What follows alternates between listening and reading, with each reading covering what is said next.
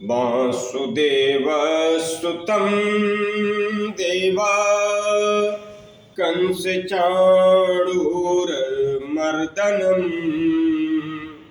देवकी परमानन्दं कृष्णं वन्दे जगद्गुरुम्। ओम गणेशाम्बिकाभ्यां नमः। कथा के क्रम में आज श्रीमद् भागवत महापुराण का तृतीय स्कंद और कर्दम देवाहुति संवाद, कितना सुंदर प्रसंग है। विदुर जी ने बताया कि देवाहुति आलस्य रहित होकर के कर्दम ऋषि की सेवा की। सेवा तथा स्वभाव पति को संतुष्ट किया। सेवा के कारण अत्यंत दुर्बल हुई काया देखकर कर्दम को दया आ गई और देवाहुति के प्रेम में गदगद हो गए। कहा, हे मनुपुत्री, तुम्हारी सेवा से मैं बहुत संतुष्ट हूं, मांगो। देवाहुति ने कहा कि मेरे पिता ने जो सोच के आपके साथ मेरा विवाह किया था, आप तो सिद्ध पुरुष हैं स्वामी, अपने पति से पुत्र प्राप्त करना यह बड़ा भाग्य है। आप यदि मुझे उस योग्य समझे तो पुत्र प्राप्त का लाभ करें। ऐसा सुनकर कर्दम ऋषि ने एक सुंदर विमान का निर्माण किया और विमान का निर्माण ऐसा किया जिसमें मन की गति से चलने की व्यवस्था थी। जहां जाए वहां जा सकता था वह विमान। लेकिन इतना सुंदर विमान पाकर भी देवाहुति खुश नहीं हुई। कर्दम ऋषि समझ गए, देखा कि इनके मलिन वस्त्र हैं, मलिन शरीर हो गया है। तो कर्दम ऋषि ने कहा, देवाहुति, आप सामने जो सरोवर देख रही हैं वह विष्णु सरोवर है, इसमें जाइए, आप स्नान कीजिए। देवाहुति जो सरोवर में गई, त्यों ही हजारों दास दासियां उसमें से निकल आई और कहीं कि घबराइए नहीं, मैं आपकी दासियां हैं। उनको सुंदर उपटन लगाया, सुगंधित तेल लगाया, नहलाया, उत्तम वस्त्र पहनाए और अनेक आभूषणों से सजाया। चंदन, कुमकुम, सिंदूर, जो सौभाग्य की निशानी है, सभी द्रव्यों से अलंकृत किया और फिर उनको शीशा दिखाया। देवाहुति ने कहा, अरे इतनी सुंदर तो मैं विवाह के समय भी नहीं थी। उसके बाद पति का ज्यों ही स्मरण आया, अपने पास बुलाया, तब कर्दम ने उस विमान को आगे बढ़ाया और उन्होंने देवाहुति के साथ अनेक रम्य स्थानों पर विचरण किया। देवाहुति कर्दम 100 सालों तक इस तरह भोग किया। बाद में 9 रूपों से देवाहुति में वीर्य स्थापन किया और उसके बाद 9 कुमारियों का जन्म हुआ। सभी अत्यंत सुंदर थी। तब कर्दम संन्यास लेकर जाने को तैयार हुए। देवाहुति के आंखों में आंसू भर गए और बड़े ही कातर स्वर में पति से कहा, हे ब्राह्मण, आपने अपने वचन का पालन तो किया, किंतु मुझे सुख का उपाय नहीं बताया। मैंने परमात्मा को भूलकर इतने समय विषयोपयोग भोग में बिताया है। मैंने केवल इंद्रियों के आसक्त में होकर अपने संग किया, लेकिन आपके जैसा श्रेष्ठ भाव पाकर मैं अपने को ढाल न सकी।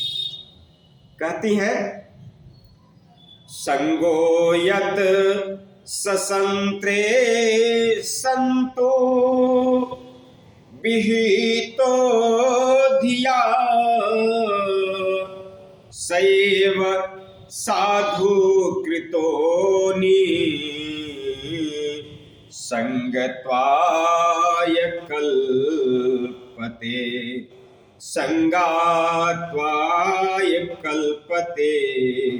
देवाहुति ने कर्दम से कहा, अज्ञान पूर्वक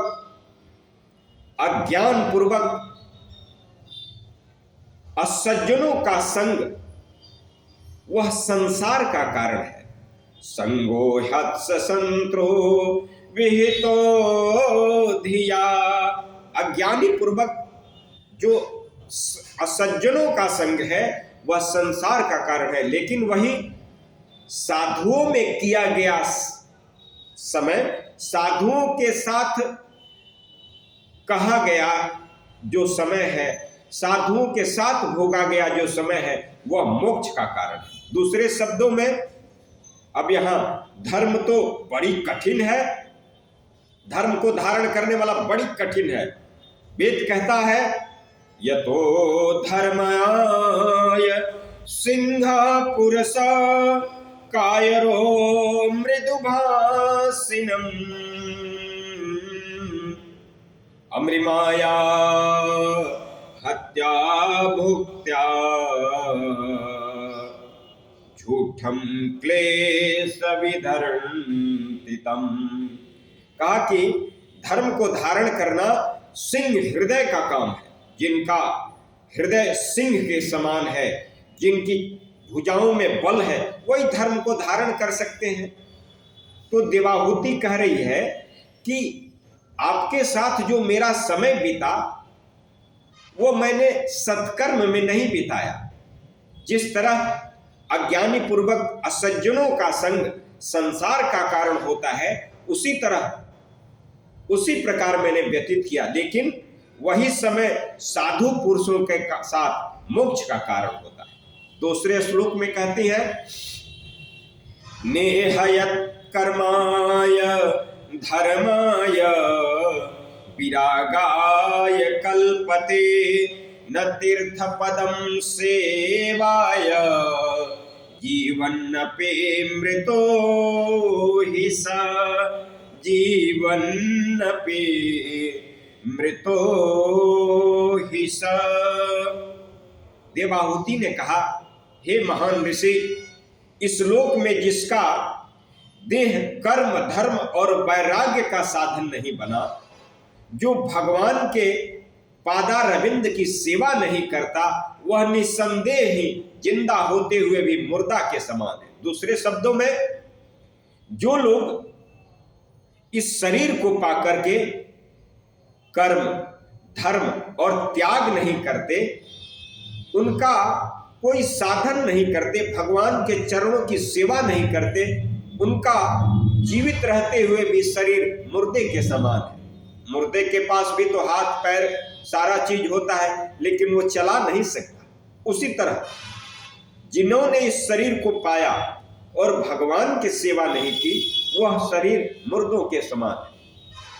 तीसरे श्लोक में कहती है, साहम भगवतो नूनम वंचिता माया दृढ़यम् यत्वं विमुक्त प्राप्तेन मुमुक्षये बन्धयात् मुमुक्षये बन्धयात्।